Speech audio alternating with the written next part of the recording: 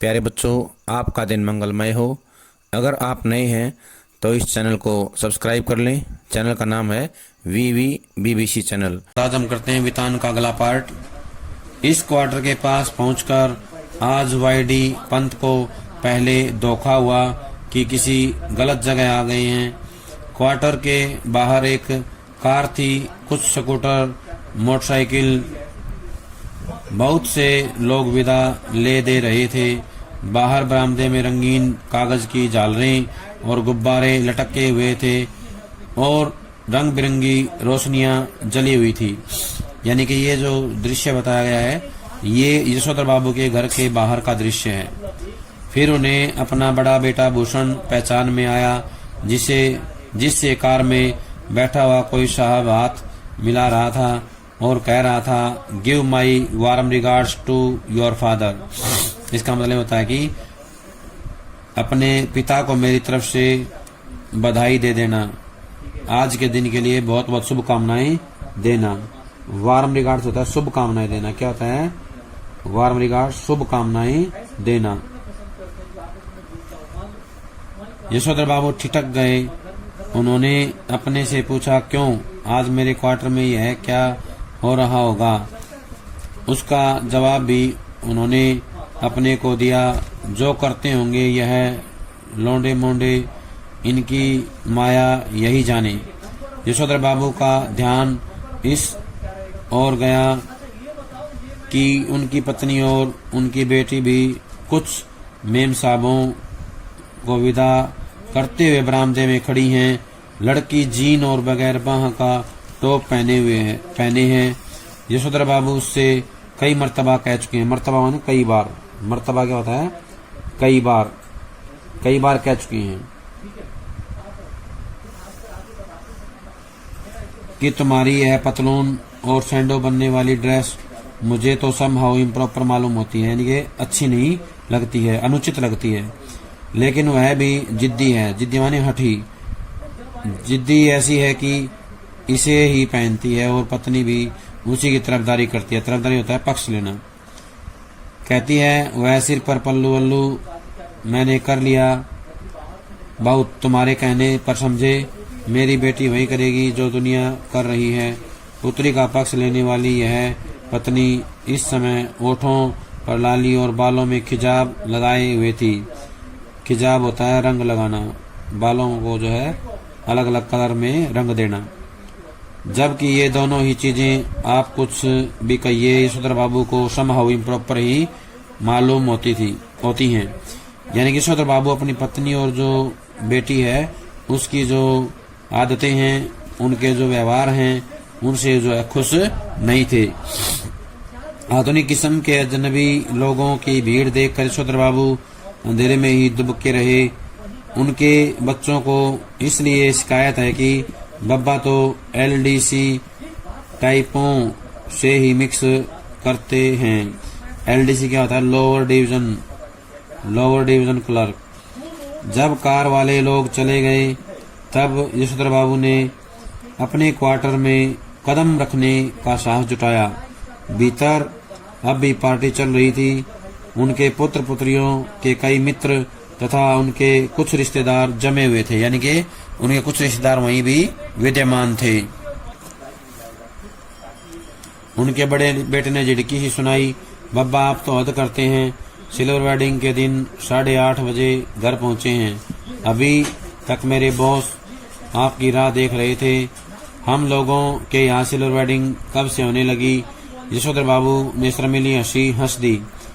जब से तुम्हारा बेटा 1,500 माहवार कमाने लगा है तब से। माहवार होता है 1 महीने में।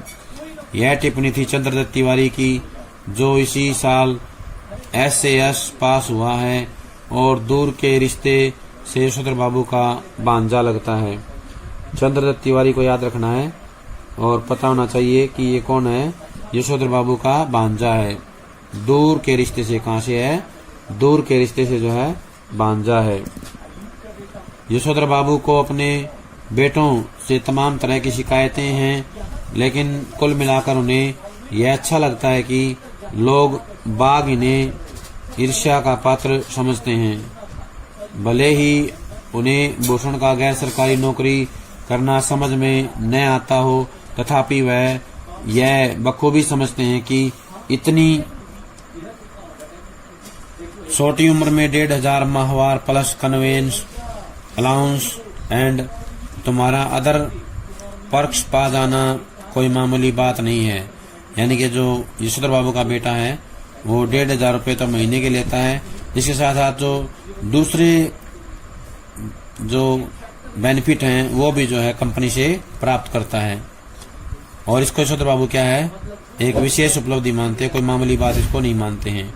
इसी तरह भले ही यशोधर बाबू ने बेटों की खरीदी हुई हर नई चीज में के संदर्भ में यही टिप्पणी की हो कि ये क्या हुई, समहाउ मेरी तो समझ में आता नहीं, इसकी क्या जरूरत थी, तथापि उन्हें कहीं इस बात से थोड़ी खुशी भी होती है कि इस चीज के आ जाने से उन्हें नए दौर के निश्चय ही गलत मानकों के अनुसार बड़ा आदमी मान लिया जा रहा है। मिसाल के लिए जब बेटों ने गैस का चूल्हा जुटाया, मिसाल होता है उदाहरण, क्या होता है मिसाल, उदाहरण, गैस का चूल्हा जुटाया, तब यशोधर बाबू ने उसका विरोध किया और आज भी वह यही कहते हैं कि इस पर बनी रोटी मुझे तो समहाउ रोटी जैसी लगती नहीं। तथापि वह जानते हैं गैस न होने पर वह इस नगर में चपरासी श्रेणी के मान लिए जाते। इसी तरह फ्रिज के संदर्भ में आज भी यशोधर बाबू यही कहते हैं कि मेरी समझ में आज तक यह नहीं आया कि इसका फायदा क्या है। बासी खाना अच्छी आदत नहीं ठहरी और यह ठहरा इसी काम का कि सुबह बना के रख दिया और शाम को खाया। इसमें रखा हुआ पानी भी मेरे मन को आता नहीं, गला पकड़ लेता है। कहते हैं मगर इस बात से संतुष्ट होते हैं कि घर आए साधारण हैसियत वाले मेहमान इस फ्रिज का पानी पीकर अपने को धन्य अनुभव करते हैं, यानी कि अपने आप को जो है अच्छा महसूस कराते हैं। अपनी सिल्वर वेडिंग की यह भव्य पार्टी, भव्य होता है सुंदर पार्टी भी यशोधर बाबू को समहाउ इम्प्रॉपर ही लगी, तथापि उन्हें इस बात से संतोष हुआ कि जिस अनाथ यशोधर बाबू के जन्मदिन पर कभी लड्डू नहीं आए, जिसने अपना विवाह भी कोऑपरेटिव से 2-4 हजार कर्जा निकाल कर किया बगैर किसी खास धूमधाम के, उसके विवाह की 25वीं वर्षगांठ पर केक, 4 तरह की मिठाई, 4 तरह की नमकीन, फल, कोल्ड ड्रिंक्स, चाय, सब कुछ मौजूद है। गिरीश बोला, मुझे आज सुबह बैठे बैठे याद आया कि आपकी शादी 6 फरवरी सन 47 को हुई थी और इस हिसाब से आज उसे 25 साल पूरे हो गए हैं। मैंने आपके दफ्तर में फोन किया लेकिन शायद आपका फोन खराब था, तब मैंने भूषण को फोन किया। भूषण ने कहा शाम को आ जाइए, पार्टी करते हैं, मैं अपने बॉस को भी बुला लूंगा इसी बहाने। गिरीश यशोधर बाबू की पत्नी का चचेरा भाई था। चचेरा होता चाचे का बेटा, क्या होता है, चाचे का बेटा।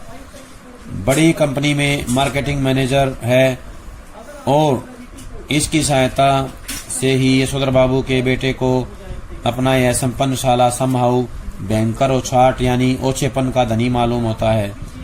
उन्हें लगता है कि संपन्न का मतलब होता है धनवान, संपन्न क्या होता है, धनवान है उसका साला। इसी ने भूषण को बिगाड़ दिया, ऐसा उनको लगता है। कभी कहते हैं ऐसा तो पत्नी बरस पड़ती है, जिंदगी बना दी तुम्हारे सेकंड क्लास बीए बेटे की, कहते वो बिगाड़ दिया। भूषण ने अपने मित्रों सहयोगियों का यशोधर बाबू से परिचय कराना शुरू किया।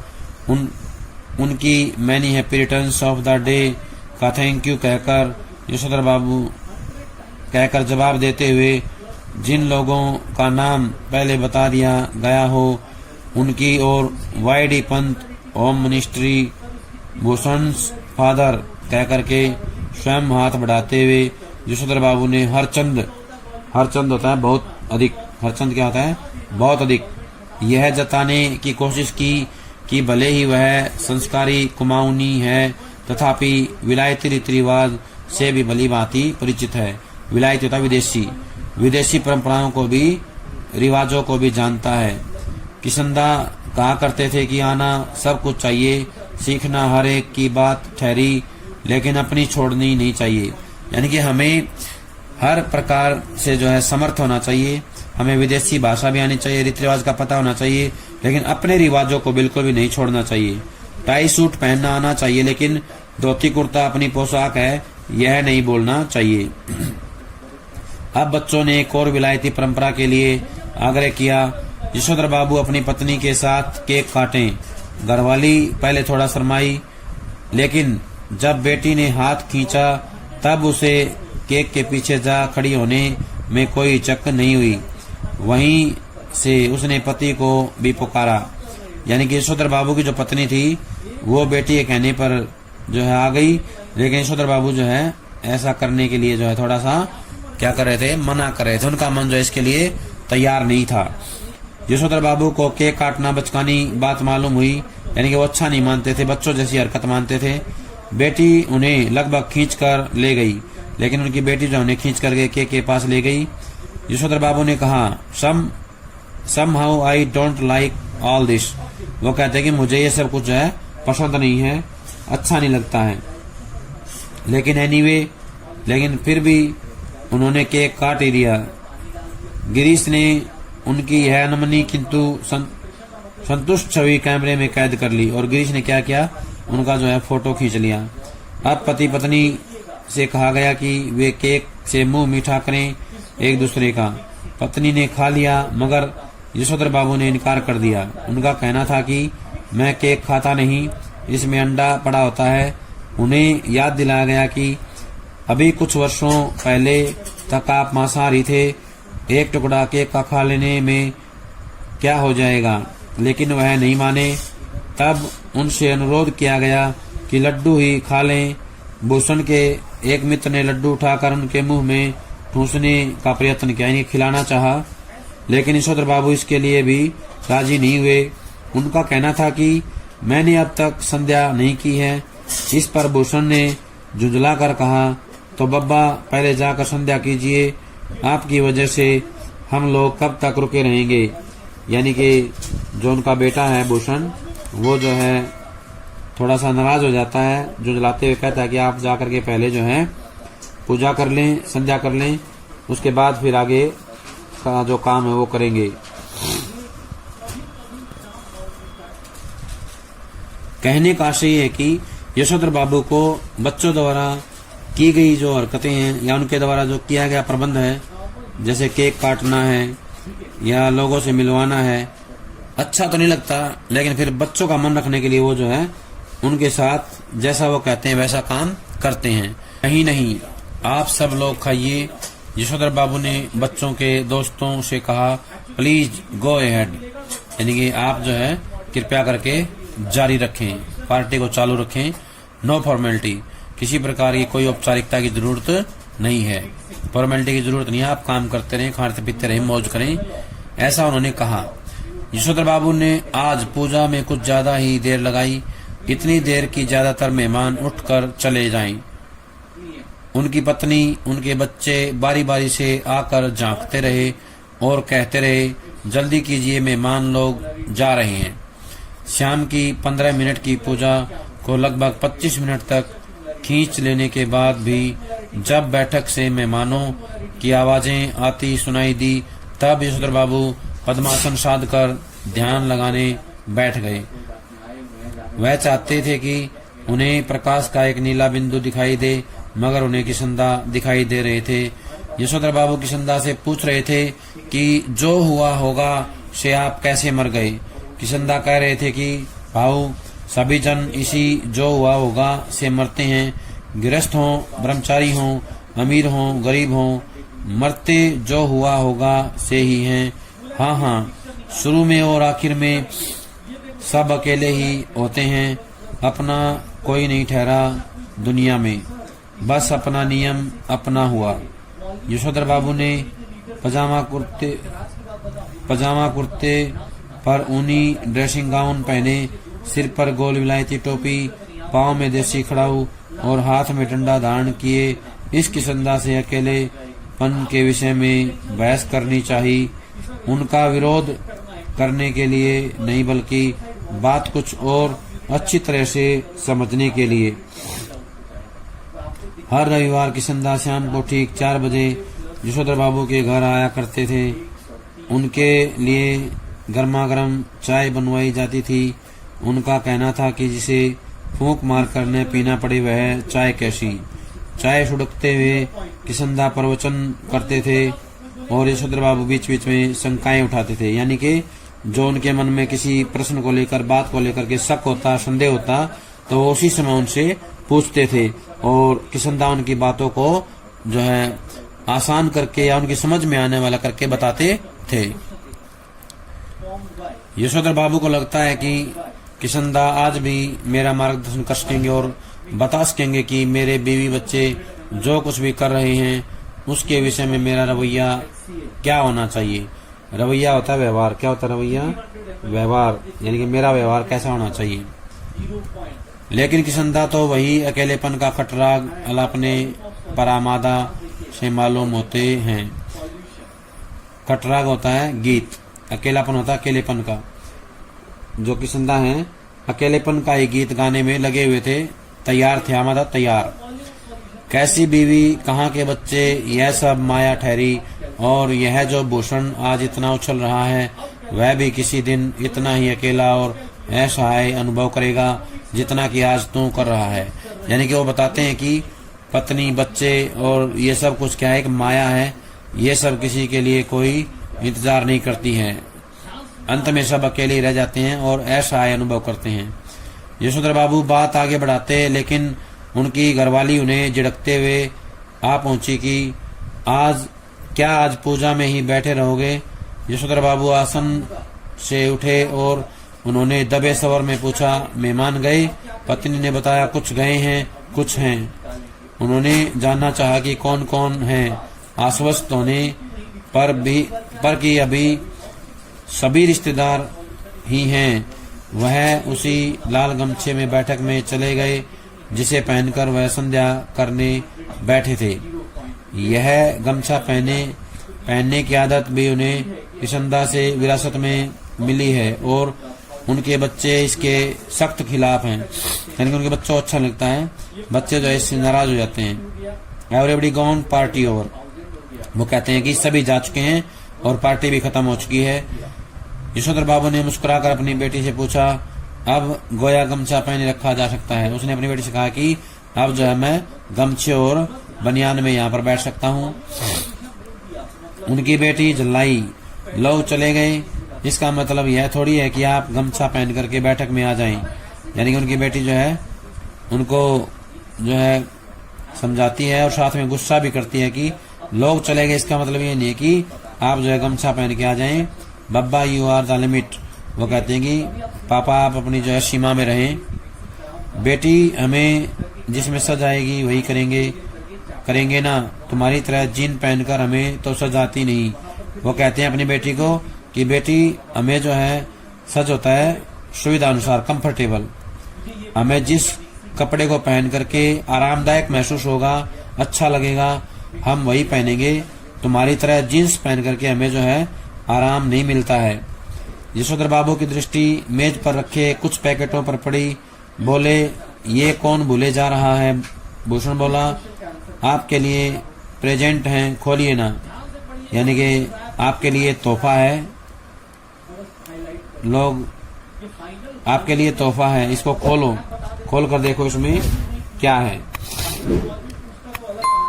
इस उम्र में क्या हो रहा है? प्रेजेंट तुम खोलो, तुम ही इस्तेमाल करो, कहकर रस्म मिली हंसी हंसी। और बेटे की बात सुन करके यशोधर बाबू ने कहा कि जो ये तोहफे हैं ये तुम ही रखो, तुम्हारे लिए ये अच्छे होते हैं। इस उम्र में मेरे लिए जो है इनकी कोई जरूरत नहीं है, तुम इस्तेमाल करो। भूषण सबसे बड़ा पैकेट उठाकर उसे खोलते हुए बोला, इसे तो ले लीजिए, यह मैं आपके लिए लाया हूँ। ऊनी ड्रेसिंग गाउन है।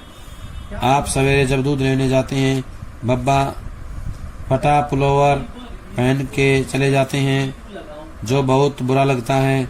आप इसे पहनकर जाया कीजिए।